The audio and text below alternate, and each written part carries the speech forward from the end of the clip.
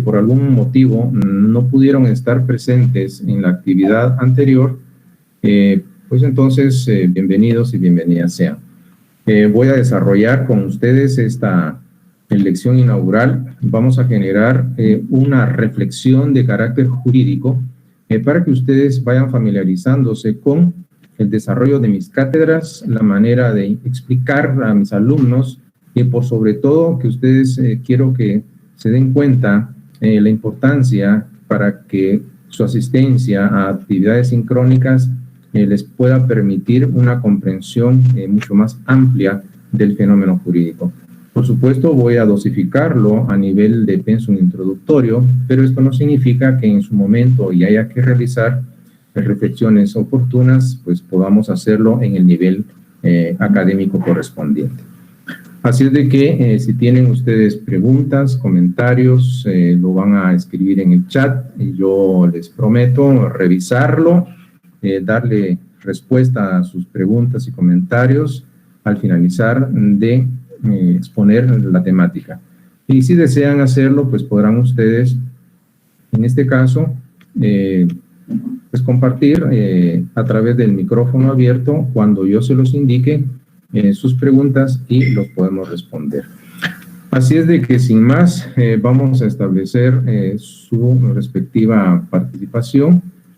Voy a generar en este momento y voy a compartir mi pantalla con ustedes y si en un dado caso, por favor, no se ve en modo de pantalla completa, les agradecería que me lo indiquen con una sola persona que me indique. Yo voy a hacer la pregunta si tienen la pantalla completa de la presentación. Entonces voy a solicitar a alguien que va a ser nuestro auxiliar, de hecho, para que me indique si tienen ustedes la panorámica completa de la pantalla. Así es de que con uno solo que colabore es más que suficiente. Bueno, entonces, sin más, comencemos a disertar sobre nuestro respectivo tema. Veamos entonces qué vamos a hacer.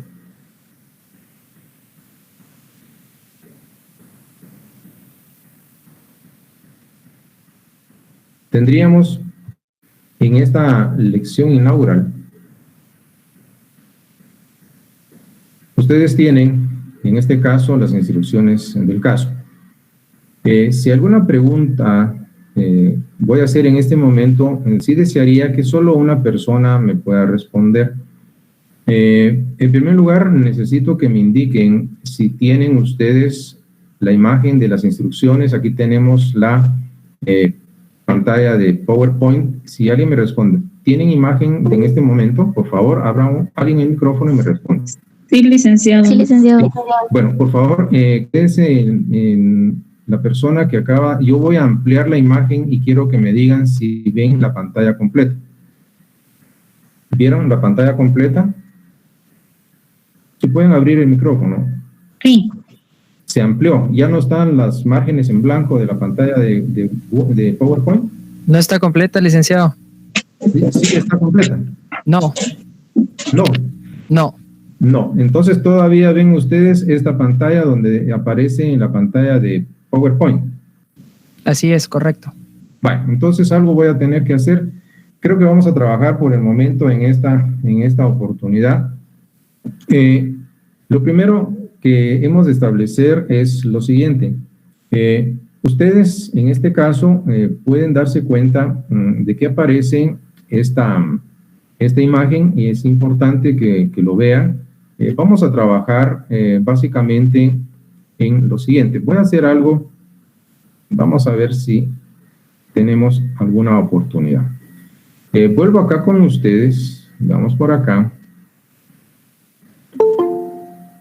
Alguien está ingresando. Por acá no lo veo. Entonces,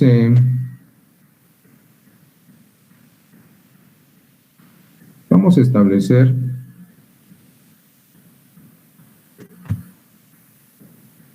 bueno, hay alguien que quería en un momento dado, perdón, alguien estaba tratando de ingresar. Sí, aquí estamos. Disculpen la molestia. Por ahí vi en último momento a alguien que quería ingresar. Bueno, entonces ya estamos acá, 111 participantes. Trabajemos con el respectivo tema. Veamos entonces, acá estamos en nuestra pantalla.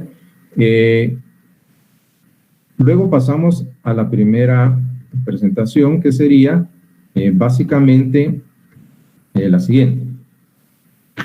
Vamos a realizar una reflexión interesante en torno a la justicia. ¿Qué podría decirles en torno a este tema? El tema de la justicia. Lo que tenemos entonces que ver, pues básicamente es lo siguiente. Veamos en este caso, en el tema de la justicia, que es un tema, por supuesto, muy amplio, lo que vamos a generar son ciertas reflexiones. En el caso de la imagen que tienen en la pantalla, pues ha sido muy común o frecuente para algunos de ustedes, pues haberla visto. Esta representa como estatua a la justicia, la diosa de la justicia, o dama de la justicia, que ha sido asociada al sistema legal y a los principios de justicia y de igualdad. Que básicamente es muy común y frecuente encontrar este tipo de imagen asociada con el tema de la justicia. ¿Qué más podríamos ver en este caso? Pues podríamos establecer, si todavía hay alguien por ingresar. Disculpen, lo que ocurre cuando no ingresan en su momento es esto. Entonces, vamos a ver si hay alguien más. Bueno. Entonces, son interrupciones. Y esto genera este problema de... Bueno. Entonces, tenemos que... esta es la denominación que se le ha dado. La alegoría de la justicia, que ustedes acaban de ver, es una mezcla de dos culturas. Por un lado, podemos ver la cultura griega y por otro lado, la cultura romana. En el caso de la civilización griega, por supuesto, como una sociedad politeísta, al igual que la romana, pues tenía una diosa que era la diosa divina de la justicia, la divina justicia, Temis, o Temis con H intercalada. Y en el contexto romano, a esta diosa se le denominaba Justitia o Justitia. Lo importante es que dentro de estas culturas, por supuesto, rendían en este caso veneración y culto a la diosa de la justicia. Pero ¿qué tiene de especial el platicar de ella? Que esta alegoría es de las más conocidas y ustedes podrán, cuando viajen por diversos lugares que tengan incidencia en el ámbito de la justicia, pues van a ver en palacios de justicia de los diversos continentes, podrán darse cuenta que es común o frecuente encontrarse con esa imagen. ¿Qué más podría comentarles? Que son elementos que caracterizan a esta imagen alegórica de la justicia. Básicamente vamos a mencionar tres: una balanza, una espada y la venda en los ojos, que es clásico o tradicional encontrar en esta imagen alegórica. Pero podría comentarles también que en cuanto a el significado de cada uno de estos símbolos, la balanza, por supuesto, es ese símbolo moderno de la justicia. La dama de la justicia, por supuesto, en una de sus manos, sosteniendo cuidadosamente la balanza, y por supuesto nos sirve para establecer los pesos y contrapesos, esa balanza de la justicia para medir o pesar y determinar exactamente en un momento el peso, buscar ese punto de equilibrio dentro de esta balanza y determinar hacia dónde ha de inclinarse la decisión tomada, ya sea declarando con lugar la demanda y por lo tanto condenando, o declarándola sin lugar, absolviendo al procesado. Lo que podemos ver también es que en la balanza pues hay componentes que se contrarrestan y es común en algunas latitudes encontrar cierta simbología o signos que aparecen grabados en la misma, una paloma, el signo zodiacal de Géminis, que suelen en este caso encontrarse en algunas ocasiones en algunas estatuas que simbolizan a la diosa de la justicia.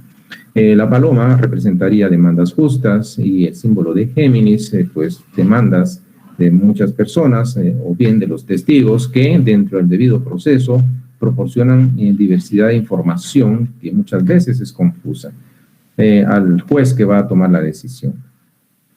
Lo que podemos ver también básicamente dentro de este contexto va a ser, en este caso, una espada. Por supuesto, cuando nosotros imaginamos la espada, vemos el rigor, pero esta lo que hace es representar la ejecución de las medidas, lo resuelto por el juez a través de la sentencia. Temis, o Temis con H intercalada, usa la espada como un medio de convicción a las partes o sujetos procesales sobre la decisión racional y justa que ha tomado en el caso que ha sido sometido a su conocimiento y dentro del cual emite un juicio axiológico, es un juicio de valor para determinar la inocencia o la culpabilidad del sujeto sometido a proceso. El caso de los ojos vendados, he de contarles algo. Este símbolo que originalmente no existía en la imagen original de la justicia, pero se adaptó a partir ya en una época mucho más contemporánea, allá alrededor del siglo.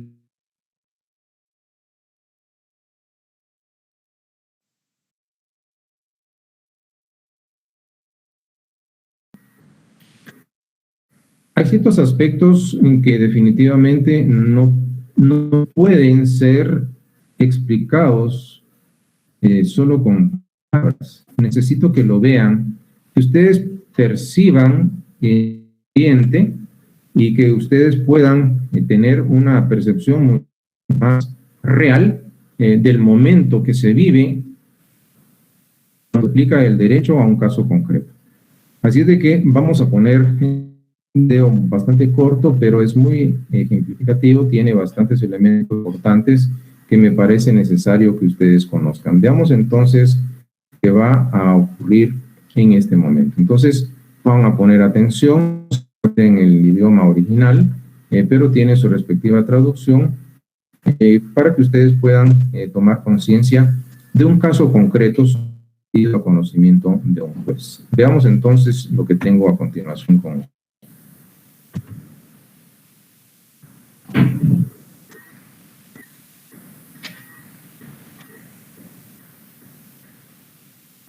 Good morning, sir. Good morning, Judge. Mr. Coelho, you are charged with a school zone violation. Beg pardon? You are charged with a school zone violation, which means that you were exceeding the speed limit in a school zone. I don't drive that fast, Judge. I'm 96 years old and I drive slowly, and I only drive when I have to. I was going to the blood work for my boy. He's handicapped. You were taking your son to the doctor's office? Yeah. I take him for blood work every 2 weeks. He's got cancer. You are a good man. You are a good man. You really are what America is all about. Here you are in your 90s, and you're still taking care of your family. That's just a wonderful thing for you. Well, how old is your son? 63. Yeah.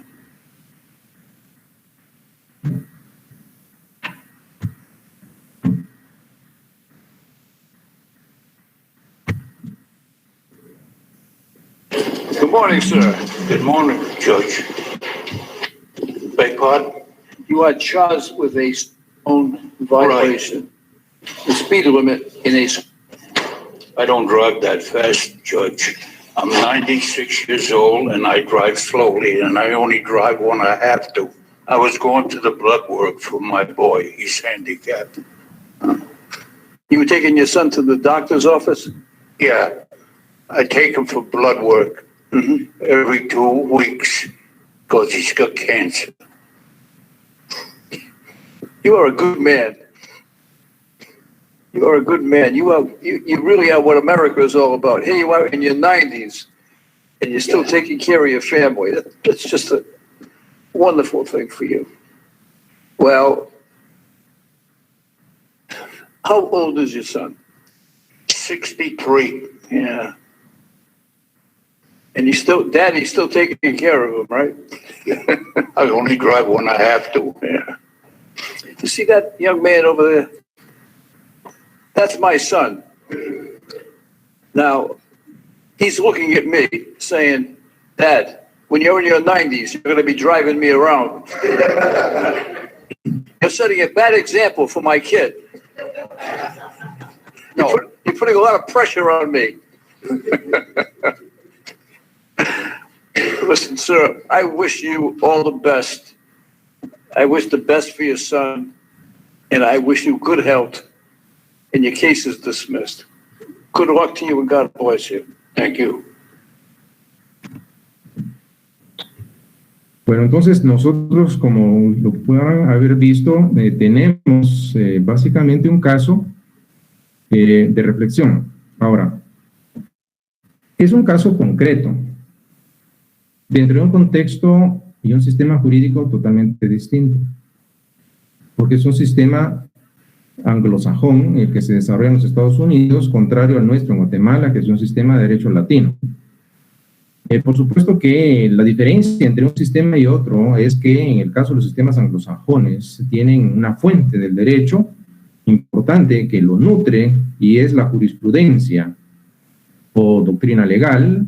Hablamos de precedentes o fallos judiciales. Es un derecho que es dinámico y obedece y se nutre en atención a las decisiones que los jueces toman en los casos que son sometidos a su conocimiento. Entonces es un derecho básicamente en donde esas decisiones de los jueces generan criterios que se constituyen criterios obligatorios porque sientan precedentes o doctrina legal o jurisprudencia que puede invocarse en un caso similar al que se ha juzgado en el entendido de que queda sentado un precedente. Claro, el sistema es totalmente distinto al nuestro. Nuestro sistema es un sistema de derecho latino, derecho continental, que tiene el influjo del derecho romano, en donde inclusive nosotros podemos ver al tenor de nuestra ley del organismo judicial, en sus primeros artículos establece que la ley es la fuente del ordenamiento jurídico guatemalteco. Esa ley derivada de un proceso de creación, un proceso legislativo. La jurisprudencia será complementaria porque así se establece en nuestro sistema, pero en nuestro sistema está bajo el influjo del derecho romano, en donde el derecho romano tenía como fuente primordial la ley, entre otras, pero es la ley. En el caso de los Estados Unidos es un derecho anglosajón basado en la jurisprudencia como fuente primordial de su ordenamiento jurídico. Ahora, ¿qué fue lo que hizo la diferencia entre un sistema y otro? Por supuesto, que ustedes se recordarán con el proceso de descubrimiento, bueno, cuando se dio el descubrimiento de América, el proceso de conquista y de colonización, ustedes sabrán que hubieron, entre otras, pues, tres potencias navales. Por un lado fue España, estuvo Inglaterra y Portugal. Por supuesto que los ingleses llegaron al norte de América, los españoles vinieron a esta parte de nuestro continente y por allá en el cono sur pues llegaron tarde, pero llegaron portugueses. Pero lo que ocurrió fue que los ingleses en el momento primero de conquistar, de colonizar el norte de América, pues también llevaron consigo su sistema jurídico. Y los españoles, por supuesto, también trajeron su sistema jurídico y formó parte de estas tierras que pertenecían al Reino de España. La diferencia es que en el caso de España, en su sistema jurídico fue influenciado por el derecho romano. Y esto generó entonces dos líneas muy distintas en cuanto a las fuentes que nutren los distintos ordenamientos jurídicos a nivel mundial.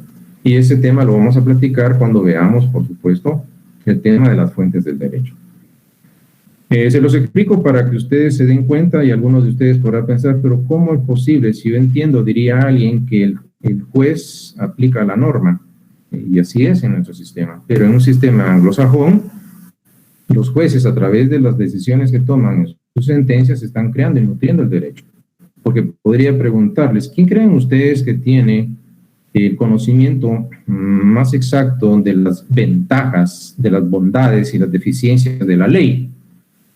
¿El que la crea o el que la aplica? Porque el legislador en abstracto puede legislar, pero son estos sujetos los que conocen y tienen en un momento dado que aplicar esa norma general y abstracta a un caso concreto que está siendo sometido a su conocimiento. Y es aquí en donde los diversos autores nos dicen que en la etapa de aplicación del derecho a casos concretos, que implica, conlleva transponer lo normado en una norma general y abstracta a un caso concreto que ha sido sometido a conocimiento del juez, va a realizarse a través de dos cuestiones. Una cuestión de hecho que implica la investigación y el análisis de los hechos, cómo, cuándo, quién en un momento dado cometió los hechos, y también paralelamente a esa etapa se le denomina quaestio facti, pero también existe una cuestión de derecho, también conocida con el término latino de quaestio iuris, que implica una valoración que hace el juez de esos hechos y los califica dentro de una norma general y abstracta. Y es así como opera básicamente la aplicación del derecho a casos concretos. Entonces, tenemos este caso, por supuesto, es importante que ustedes se lo vean, porque no podía explicárselos de otra manera más que lo vieran en el momento en que se vive un momento de aplicación del derecho. Entonces, pero en torno al tema de la justicia, que es el tema que me interesa que ustedes conozcan como un preámbulo introductorio a mis clases, es lo que a través del tiempo diversos personajes han pensado en torno al concepto de lo que representa o refleja la justicia. Les voy a presentar pensamientos que son reflexiones de diversos autores. Uno de ellos, por supuesto, es conocido en el contexto de los Estados Unidos, pero también a nivel mundial, y fue básicamente Abraham Lincoln. Ustedes conocen la historia y conocen quién fue este personaje. Pero lo que es curioso y me parece interesante destacar frente a ustedes es lo siguiente. El criterio de Lincoln, cuando él manifiesta que a él siempre le ha parecido que la misericordia lleva a frutas más ricas que la justicia estricta. ¿Qué tenemos acá? Primero, déjeme ubicar en el pensamiento de Lincoln y decirle que por justicia estricta, ¿qué podía entender él? Aplicación de la letra muerta de la ley a un caso. Pero la misericordia, ¿qué tiene que ver la misericordia con la aplicación de la justicia? ¿O existe algún mecanismo para poder, podemos decir así, flexibilizar la justicia estricta? ¿En aras de qué? Ese es un punto. Pero luego tenemos, quiero que noten el criterio de Lincoln, tenemos otro criterio para ustedes, un personaje que puede ser conocido, lo habrán escuchado, y si no lo conocían, pues se los presento, Mahatma Gandhi. Lo curioso del caso, y si ustedes revisan la historia, me agradaría que investiguen, no tiene ninguna ponderación, por supuesto, en la biografía de Gandhi, qué estudió él. Lo que sí les puedo decir es que este personaje pues, tuvo una influencia en la geopolítica a nivel mundial y especialmente él influyó en la liberación de su pueblo, a lograr una independencia sin violencia. Por supuesto, en el contexto de la India, y ustedes ven cómo constituía una colonia británica, pues vemos el rol que desempeñó Gandhi, y Mahatma significa alma grande. Pero él decía lo interesante en torno a la justicia que el amor da es entrega, pero la justicia que la ley da es un castigo. Entonces tenemos dos criterios y pareciera, imagínense, estamos en épocas totalmente distintas, pero pareciera que hay un denominador común en cuanto al pensamiento de un autor con respecto a otro. Pero continúo con ustedes. Viene otro personaje que ustedes habrán leído, habrán escuchado, José Martí. Es interesante el pensamiento, entre otras reflexiones de Martí, pero estamos viendo que, según él, la justicia no menoscaba, o sea, no disminuye, no deteriora el valor, antes bien lo enaltece. Entonces, es a través de la justicia que va a ser enaltecido un pueblo. Que de un pueblo, de una nación en donde se da la injusticia, no es enaltecido. Entonces, estamos viendo elementos en donde personajes, a través de sus diversas reflexiones, nos han platicado en torno al tema de la importancia que tiene la justicia. Y podríamos continuar entonces con personajes, Albert Camus, pues, para algunos posiblemente sea desconocido, que es un filósofo en su pensamiento existencialista, pero lo interesante que nos indica Camus es básicamente lo siguiente, y nos dice que si el hombre fracasa en conciliar justicia y libertad, fracasa en todo. Buscar ese punto de conciliación entre la justicia y la libertad, que básicamente, según Camus, es una tarea, por supuesto, importante, pero el fracaso. Y yo preguntaría, y hago un paréntesis acá, ¿es que acaso en Guatemala hemos logrado la conciliación entre justicia y libertad? ¿Somos acaso un país que vive en justicia, en libertad, y que hay una armonía y una conciliación? ¿O vemos una polarización, en este caso, en cuanto a sectores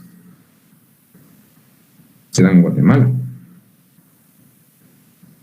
Podemos seguir y ver los diversos autores que en diversas líneas de pensamiento pues se han pronunciado en torno a la justicia.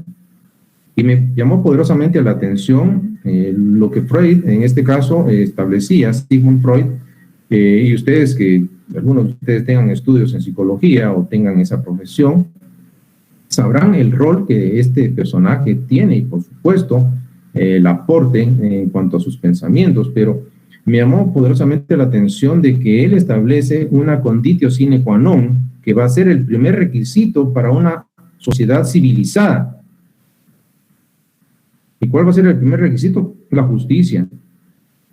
Noten que como conditio sine qua non, la justicia es indispensable para que ese conglomerado social sea civilizado. A contrario sensu, ¿qué podríamos pensar? Que la ausencia de la justicia dentro de un colectivo social haría que esa conformación social en un estado de barbarie, de anarquía, sea huérfana de ese valor fundamental que según Freud es necesario como requisito de una civilización. Pero ¿qué más podríamos platicar? Tantas personas, tantos sujetos, tantos personajes en diversos campos del pensamiento humano y actividades se han pronunciado. Nos vamos al contexto de los Estados Unidos de América. Supongo que habrán escuchado, y si no, pues les agradecería si desean hacerlo, que averigüen un poquito en la participación de este personaje, Martin Luther King, que en una época moderna se constituyó un mártir. Cualquiera que acepte pasivamente el mal está igual de implicado en él como quien ayuda a perpetrarlo. Quien acepta el mal sin protestar en su contra, en realidad está cooperando con él. Este mártir ofrendó su vida porque luchó por un trato igualitario. Estamos hablando de una época moderna, no estamos hablando de época de la barbarie, estamos hablando del siglo pasado. El solo hecho de tener un color distinto en la pigmentación de la piel generó una discriminación racial en su contexto. Y la pregunta es esta. Dentro de un contexto de una sociedad civilizada, ¿es que acaso el color de la piel va a determinar ciudadano de primera, de segunda o de tercera categoría? Y cuando nosotros analicemos el tema del hombre, pues nos vamos a dar cuenta que todos tenemos los mismos componentes. Pero al punto al que quiero llegar, y que es lo preocupante, que eran los sistemas jurídicos, los sistemas legales, que establecían un trato desigual y con discriminación en función del color de la piel. Y ustedes pueden darse cuenta cómo se desarrolló esa sociedad en Estados Unidos dentro de esa época. Y la represión que hubo, porque era la ley la que permitía este tipo de situaciones. Leyes creadas por hombres, estableciendo diferencias por el aspecto del color de la piel. Un derecho legislado, un derecho creado. Me viene la pregunta, ¿y era justo? ¿Por qué se hizo necesario que él y otros más héroes anónimos tuvieran que ofrendar su vida para tratar en época moderna de explicarnos que no debe haber una diferencia entre los seres humanos? Es más, todavía en la actualidad hay gente que así lo cree. ¿A cuenta de qué? Pero bueno, continúo. Pasamos de este personaje a otro que me pareció interesante, y no solo de su teoría de la relatividad, que es muy interesante, por supuesto, pero es Albert Einstein. Lo que me llamó la atención de una manera grande fue que él reflexionó y nos dijo que el mundo no será destruido por los que hagan el mal, sino por los que lo vean y no hagan nada al respecto. Esto genera entonces mucho sentimiento, mucho pensamiento y mucha reflexión. Espero que así sea, y ese es el objetivo de esta lección inaugural. Establecer que ustedes están, en este caso, comprometiéndose a estudiar una profesión, una carrera que les va a permitir ser parte de un sistema, ser factores de cambio, y por eso la educación como una herramienta de transformación dentro de un contexto social. Hacerlo a través de una vía civilizada. Y por supuesto que se va a exigir más del que conoce más, del que sabe más. Y lo que nos corresponde a nosotros en el ámbito intelectual es proponer soluciones racionales y civilizadas ante la oscuridad que se vive dentro de un contexto social que parece una nebulosa, en donde no se permite ver con claridad, y que la educación se puede constituir una herramienta para poder generar cambios positivos dentro de una sociedad. El solo hecho de tener una percepción distinta de la realidad ya nos hace distintos y diferentes. Claro, a nadie voy a obligar, respeto su manera de pensar, por supuesto, pero si ustedes se quieren comprometer y se quieren, en este caso, incorporar a un sistema de administración de justicia, pues por lo menos, mínimo, tratar de tener una idea clara de qué estamos hablando cuando tocamos el tema de la justicia. Pero si son autores en la época contemporánea o reciente, pues podemos irnos un tanto más siglos atrás. Imagínense, nos vamos en la cultura oriental y vamos a establecer el pensamiento de Confucio. Saber lo que es justo y no hacerlo es la peor de las cobardías. Bueno, ¿qué tenemos? Fácil es decirlo, pero volvamos a una reflexión. ¿Qué es lo que tenemos nosotros en nuestro pensamiento día a día frente a una realidad? Por supuesto, una realidad social en Guatemala es bien compleja. Hablamos del sistema de administración de justicia que aparece en las noticias día a día. La renovación de las cortes, de las altas cortes de justicia en Guatemala.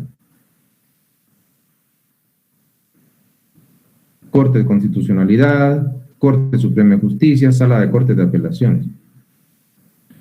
Pero si ustedes revisan las noticias, tan siquiera los invito y los insto a que se den cuenta qué está pasando. La pregunta sería, ¿qué es lo que hace la diferencia en un sistema de administración de justicia? ¿Qué hace la diferencia? La diferencia sería esta, porque algunos podrían confundir, y en el peor de los casos confunden, ley y justicia. Claro, nosotros tenemos por supuesto, imperativo, porque forma parte de nuestro código de ética como abogados, y es luchar porque prevalezca el imperio de la ley. pero el día en que la ley riña con la justicia, debemos luchar porque prevalezca la justicia. Y muchos aceptan las cosas tal y como son, sin tomar en consideración que hay diversas maneras de poder entender, de encontrar solución a nuestros propios problemas. Claro, fácil es decirlo, y podría pensar, y los insto a ustedes a que reflexionen en algo. Podemos tener un sistema legal, leyes perfectas. No las hay, pero utilicemos la expresión. ¿Por qué falla un sistema de administración de justicia? Y es por los sujetos. Es el individuo el que tiene la responsabilidad de aplicar esa ley. Ahora, es una situación que necesito que ustedes comprendan y quiero transmitirles el mensaje de que el cambio está en nosotros. Lo más fácil es criticar, cualquiera lo puede hacer, pero estamos nosotros dispuestos a generar como factores de cambio una mejoría en nuestro sistema. Por supuesto, dentro de las vías civilizadas, porque por eso se supone, y de eso vamos a platicar en el próximo tema, de que como seres humanos somos racionales. Entonces, tenemos que buscar vías racionales para la solución de nuestros problemas. Entonces, ¿cuál es la garantía para la eficacia de un sistema de administración de justicia? Pues ahí lo tienen en pantalla, es el sujeto, es la persona. Porque él hará la diferencia, hace la diferencia. Lo que va a generar entonces, y en eso vamos, pues los pensamientos, los autores mencionan diversos criterios al respecto. Palabras van, palabras vienen, todo maravilloso, lamentablemente hay quienes ofrendan su vida. Pero nosotros tenemos, y no me dejarán mentir, les voy a hacer una pregunta, no me van a abrir el micrófono pero solo se lo responden ustedes mentalmente. ¿Se habrán hecho la pregunta siguiente alguna vez en su vida? De decir, ante la realidad que vivimos, algunos se podrán preguntar, ¿es que acaso en Guatemala no hay hombres y mujeres preparados, con capacidad académica, con virtudes, íntegros y honestos, que puedan, en este caso, hacer la diferencia? La respuesta es obvia, claro que existen. Voy a cambiar y vamos a generar un nivel de análisis jurídico para que ustedes se den cuenta qué es lo que quiero hacer con mis estudiantes con un pensamiento crítico. Porque si les voy a exigir, ustedes tienen todo el derecho de exigirme a mí. Entonces viene un ciudadano con capacidad, con estudios, honrado, honesto, digno, y quiere ser un factor de cambio. Y en la época de las elecciones decide participar. Prepara su currículum, se encamina al registro de ciudadanos y quiere participar. Seleccionemos un organismo de poder del Estado.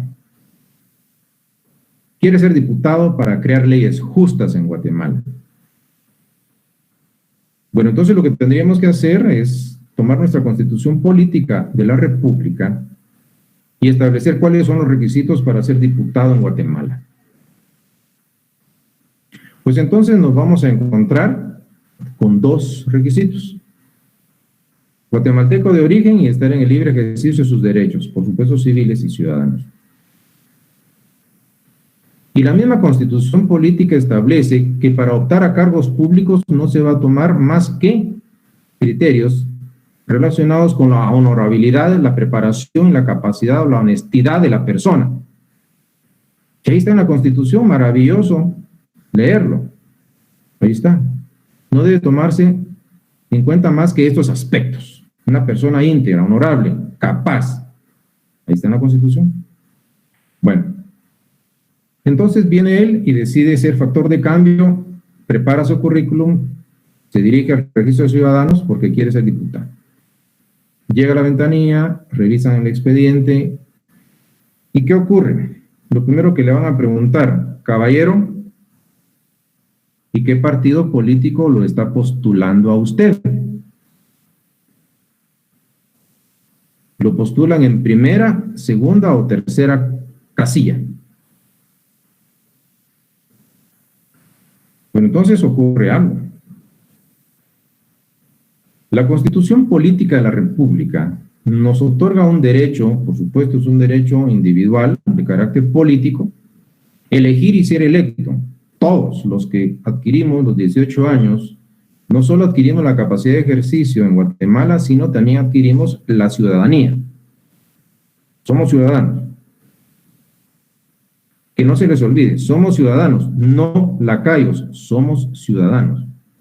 Y hago un paréntesis acá para que ustedes analicen en el contexto histórico. ¿Saben ustedes la importancia de ser un ciudadano dentro de un Estado? Si ustedes se dan cuenta y analizan, investigan, la importancia, por ejemplo, hablemos de la cultura romana, en Roma, la importancia que tenía ser un ciudadano romano. Pues nosotros somos ciudadanos guatemaltecos. Bueno, entonces es un derecho del ciudadano, elegir y ser electo, requisitos para ser diputado, tener en este caso la nacionalidad guatemalteca de origen y estar en libre ejercicio de sus derechos. Y no debe tomarse en consideración más aspectos que la honorabilidad del que se postula a un cargo público, porque es un derecho de todos los ciudadanos. Bueno, entonces tengo derecho como ciudadano a optar, sí. Pero ahora resulta que rechazaron mi solicitud, entonces tengo que ir a un partido político. Cuando viene, regreso, va al partido político, exterioriza su sentimiento de que es querer ser un factor de cambio en Guatemala y aportar lo mejor de sí para ser un mejor país. Y la pregunta es esta: ¿qué creen que le van a decir? Caballero, ¿quiere ser diputado o quiere postularse como candidato? Muy bien. ¿En qué casilla quiere?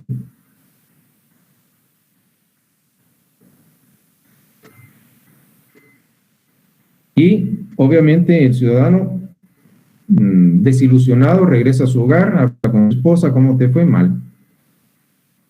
Ahora resulta que tengo que estar afiliado a un partido político y tengo preparación, tengo de todo, pero no puedo hacerlo y no cuento con los medios para poderlo hacer. Entonces resulta algo. Fíjense ustedes lo contrario de esta situación. En el caso de la Constitución Política de la República de Guatemala, pues establece básicamente que es un derecho nuestro. Todo el que ha cumplido 18 años, sea guatemalteco de origen y esté en el libre ejercicio, puede optar y no debe tomarse en cuenta más que la honorabilidad y la capacidad de la persona que se va a postular, es lo único. Solo dos requisitos hay y no más. Pero también hay algo importante, que es otro derecho fundamental nuestro, es la libertad de asociación. Quienes son profesionales de otras áreas de la ciencia y están en este momento en mi cátedra, no me dejarán mentir. En Guatemala no nos pueden obligar a asociarnos. La única excepción es la colegiación obligatoria. Pero acá entonces resulta que si como ciudadano queremos hacer valer ese derecho, nos está obligando el sistema a afiliarnos a un partido político. Y ojo, no porque la Constitución así lo establezca, sino que en donde encontramos la regulación, pues tendríamos que irnos, si la Constitución está en la cúspide, pues nos vamos a una ley jerárquicamente inferior a la Constitución, y es la ley electoral y de partidos políticos, que es una ley constitucional, pero no tiene la misma jerarquía que la Constitución política. ¿Y saben qué pasó? Que en el articulado de esa ley vamos a encontrar una norma que dice lo siguiente. Quiero que escuchen lo que les voy a decir. Ley electoral y de partidos políticos. Es un derecho de los partidos políticos postular candidatos a cargo de elección popular, presidente y vicepresidente, diputados al Congreso. Pregunto, ¿derecho de quién? De los partidos políticos. Yo pensé que era un derecho del ciudadano poder participar. Sí, señor, él puede participar, pero nosotros tenemos el derecho de decidir quién participa y quién no. ¿Entienden esto?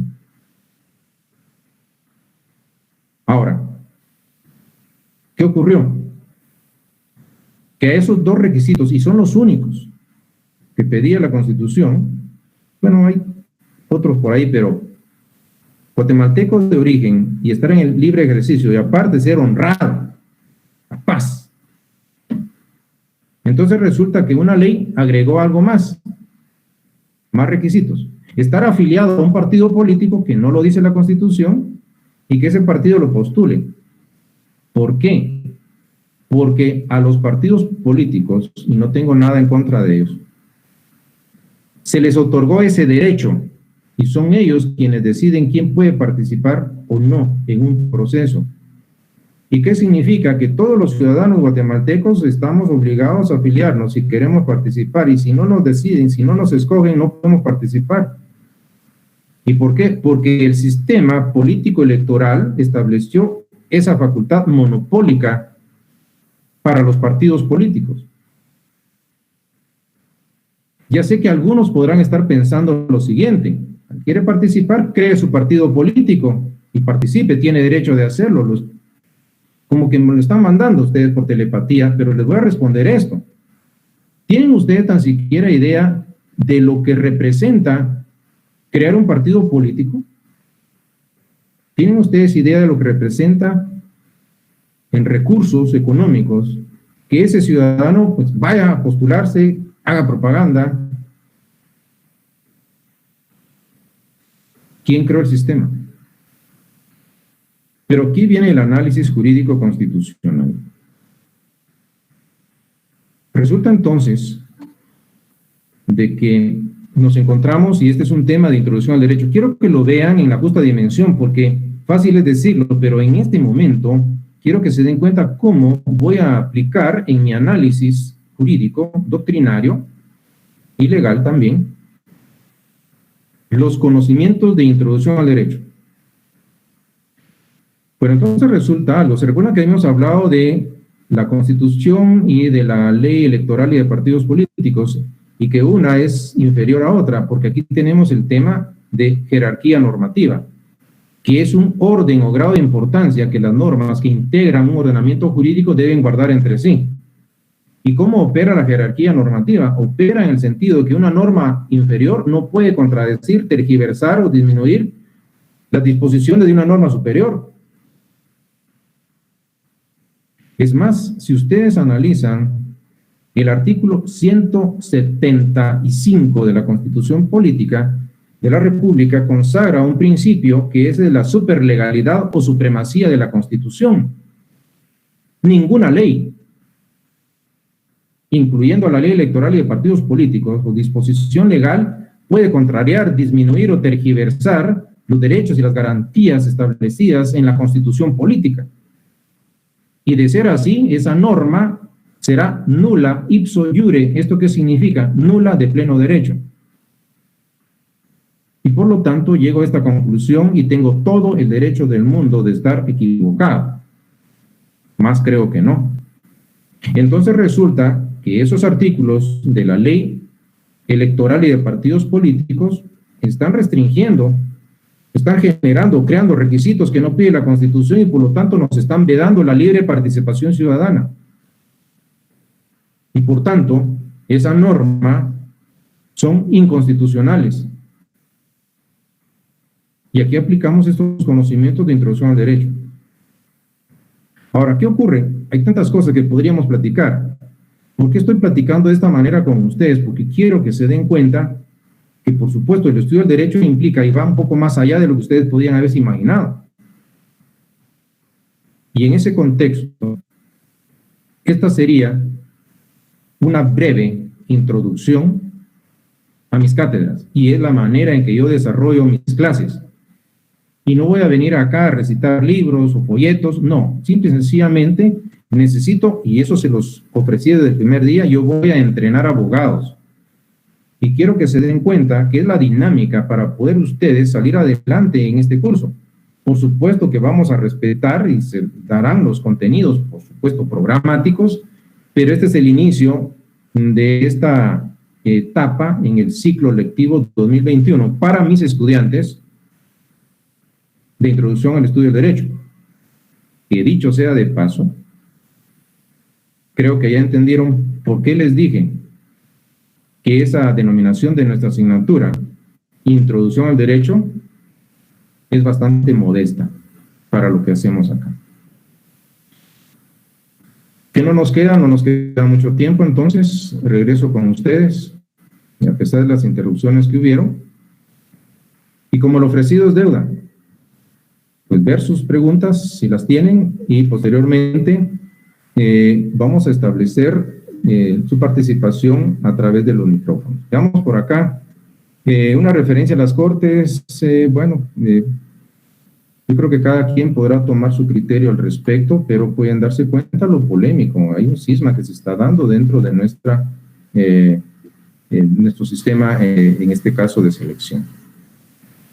En todo caso, si tienen alguna pregunta, algún comentario, por favor, pues me lo pueden hacer ver. Yo con todo gusto, en la medida de mis posibilidades, pues les estaré dando respuesta a sus preguntas. Así es que, ahora sí, si ustedes tienen algún comentario, pueden abrir su micrófono o en el chat establecer. Solo veo en este caso un comentario, posiblemente por la interrupción no tenga la. Pero si tienen alguna duda o comentario, por favor, tenemos en este caso el espacio y unos breves instantes para poder responder. Así es que les cedo la palabra a ustedes. Creo que es agotador o tedioso posiblemente escucharme, pero mi emoción por compartir sin egoísmo mi conocimiento, pues lo hago a través de esta vía. Así es que los escucho. Si tienen algún comentario, pregunta, sugerencia, bienvenidos sean.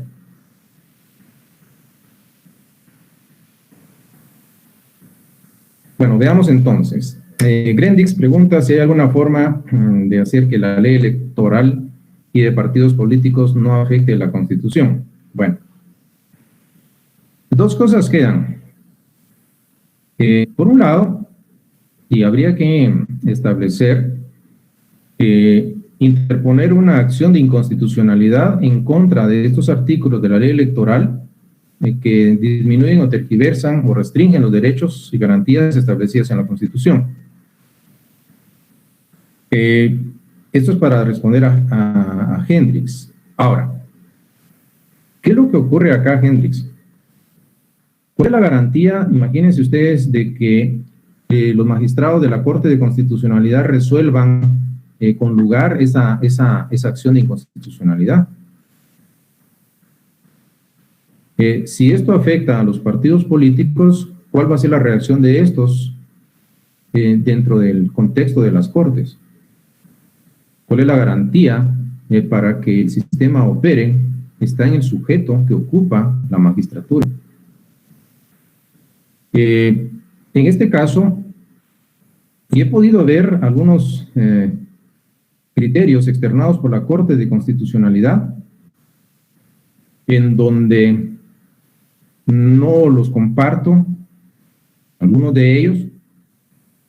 Puedo recordar en este momento uno de estos que establecía de que una ley calificada como electoral, como la ley electoral y de partidos políticos, una ley calificada de constitucional, como la ley electoral y de partidos políticos, solamente podía ser, en este caso, reformada o modificada a través del Congreso de la República, a través del procedimiento que establece la misma Constitución. Pero volvemos al mismo punto. Si la modificación entonces sería a través del Congreso de la República, la pregunta es esta: ¿y ustedes creen que el Congreso va a aceptar modificar o cambiar el sistema? ¿Entienden esto? Bueno, por supuesto es un criterio. A mi manera de entender, porque inclusive pues platicaba con un ex magistrado de la Corte de Constitucionalidad y establecía que no se puede interponer una acción de inconstitucionalidad en contra de una ley constitucional. Pero ahí está el artículo 175 y con el respeto, por supuesto, omito el nombre del ex magistrado de la CC, difiero de su manera de pensar.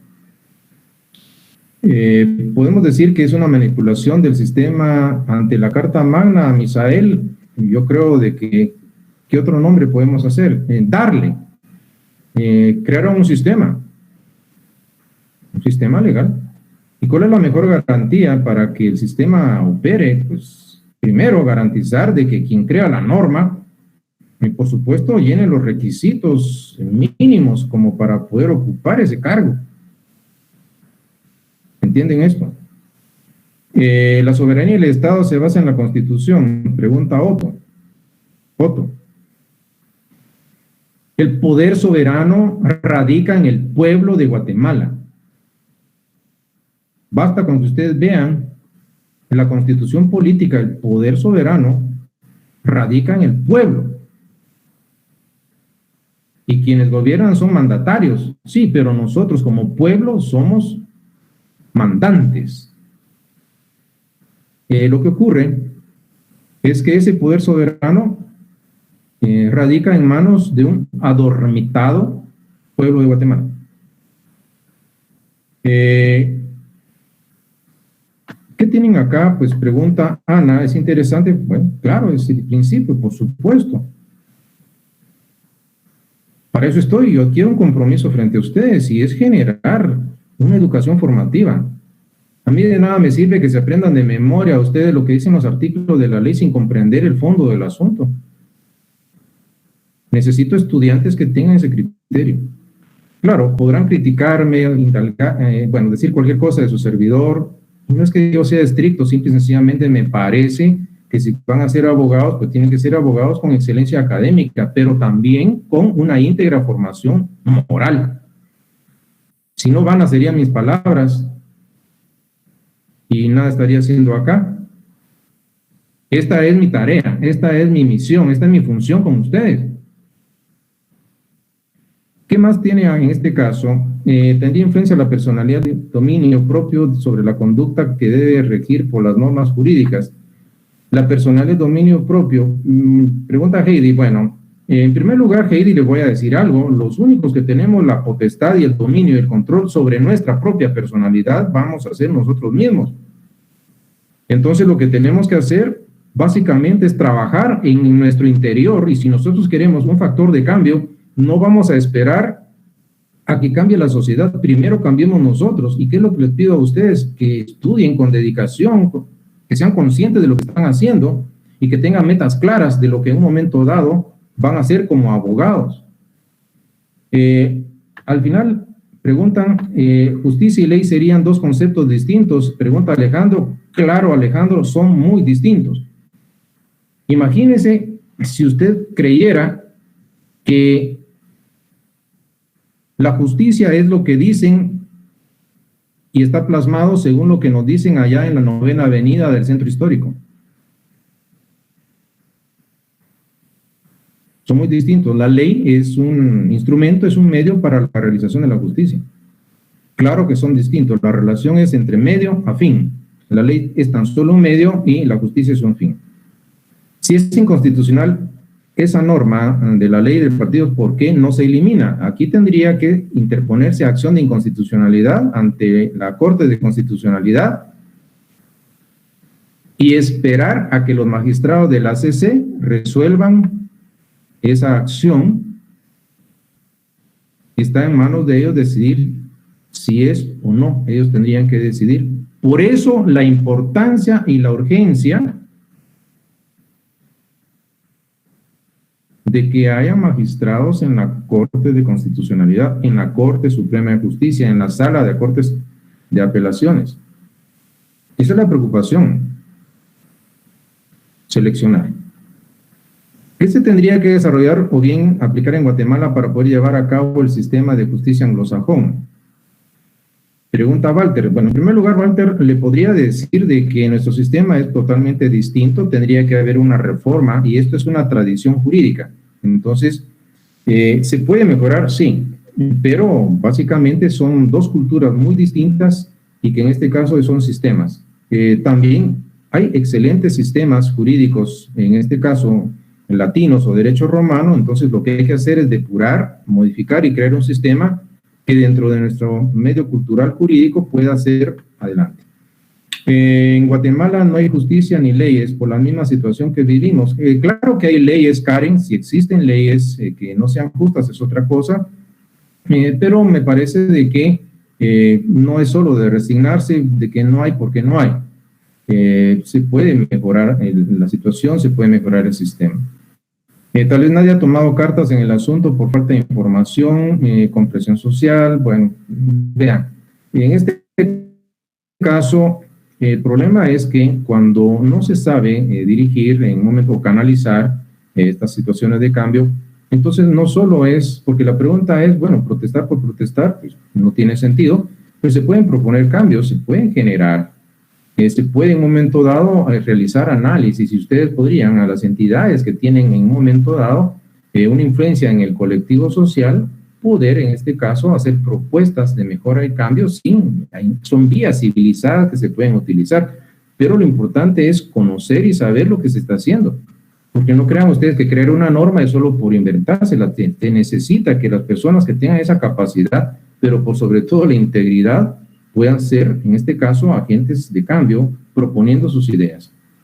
En la mayoría de los órganos no cumplen con la justicia. Bueno, Diego, vea las noticias y usted me cuenta si cumplen o no cumplen. Yo creo que esto es Vox Populi. Bueno, mis amigos, yo acá estoy, en este caso, con ustedes. Agradezco su participación bastante activa. Entonces, nosotros tenemos... creo que hay otra pregunta ahí que entró de último momento. Vamos a ver por acá. ¿Cree que es posible mejorar en Guatemala si se logra tener la división de los poderes que realmente son autónomos y así lograr que sea agente de cambio? Vean, el sistema republicano de gobierno, la columna vertebral del sistema republicano es ese principio de la separación de los poderes del Estado. ¿Pero qué creen que tenemos acá en Guatemala? ¿Creen ustedes que existe esa independencia en los poderes del Estado? ¿Qué creen que pasa cuando, por ejemplo, la aprobación del presupuesto de ingresos y egresos del Estado pues, está en manos del Congreso de la República? Y en donde virtualmente, año con año, está el organismo judicial solicitando al Congreso de la República ampliación presupuestaria porque no alcanzan los recursos para poder administrar justicia. Se quitan recursos de aquí para acá, es más, pues también la Universidad de San Carlos tiene un impacto con esto, nos quitan recursos, no nos asignan el 5% constitucional, y todo eso está, por supuesto, en manos del legislativo. Y claro, pues la división de poderes, pues yo lo que veo es que no existe una independencia en los poderes del Estado. Y cuando año a año el organismo judicial está rogándole al organismo legislativo que le mejore su presupuesto, pues yo creo que ahí hay un problema.